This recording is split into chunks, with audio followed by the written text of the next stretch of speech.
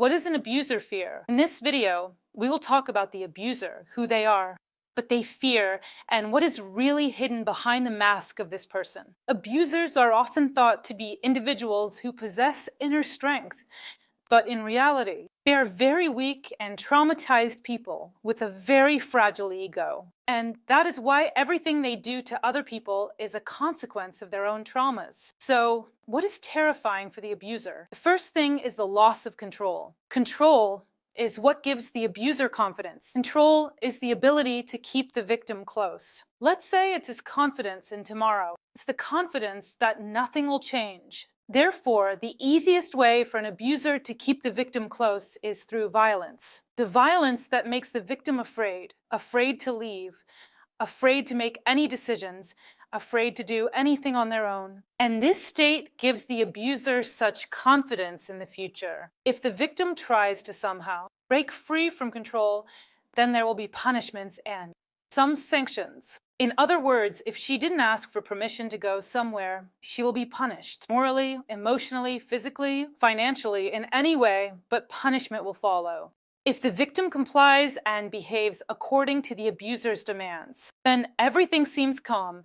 But as soon as the thought creeps into the abuser's mind that something is not quite right, and then punishments may follow because the abuser has become uncertain about something. Next, feel unnecessary. The abuser is very afraid of being unnecessary. In the existing relationship, there is a victim executioner dynamic. The victim is a person, let's say, like a small child. This is, for example, some role from childhood. The victim takes on a role from childhood and plays it out in life. For instance, the father was a tyrant, tyrannizing the mother. Perhaps he raised his hand, drank, cheated, and so on. And now, the victim may be replaying this scenario in their own relationships. So, if the victim leaves the abuser, they will likely end up in a similar relationship because the script is deeply ingrained within. As long as the victim does not come to their senses and does not want to take their life into their own hands, does not want to be a victim anymore, and do something about it, the scenarios will continue, and it is always the victim that the abuser will come for. The abuser sees themselves as just strong, honest, and so on, essentially possessing a full set of wonderful qualities.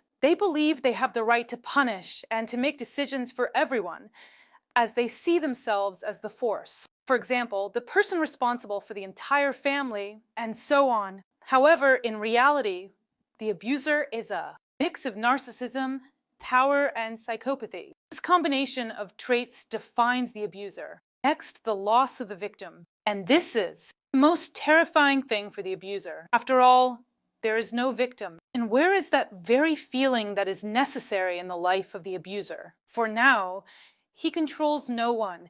He no longer commands anyone, and there is no one around, which causes the abuser's wounded ego to suffer greatly. As long as the victim is nearby, as long as the victim is with the abuser, he will drain all the life out of her. And that is why often, for example, women who are with very wealthy abusers appear to be well-dressed and well-groomed, but on their faces, there is often a certain emaciation, meaning the victim looks unhappy. It would seem that with all the opportunities a man has and the ways he can reward the woman beside him, she should be happy. But for some reason, she turns to alcohol, gambling addiction, and some other negativity.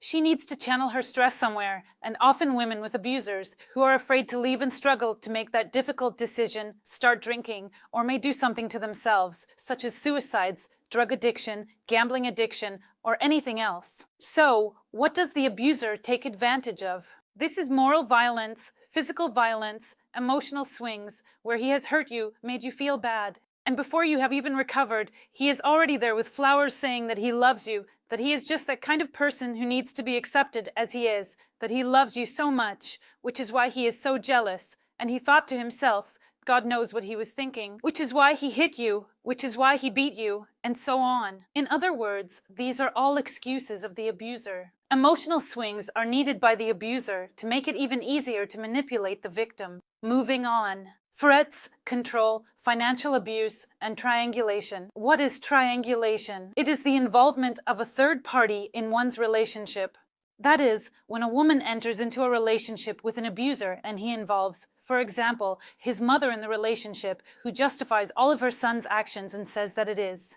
You who are bad and do not appreciate the good that is being given to you. This is triangulation. Either it's some of his friends, or it's some women nearby that evoke your desire and fear of losing such a person. So, if you realize that there is such a person next to you, then you need to run from that relationship. You must leave those relationships. And don't think that your love can save such a person. Such a person can only change themselves with a very strong desire and awareness of their internal problems.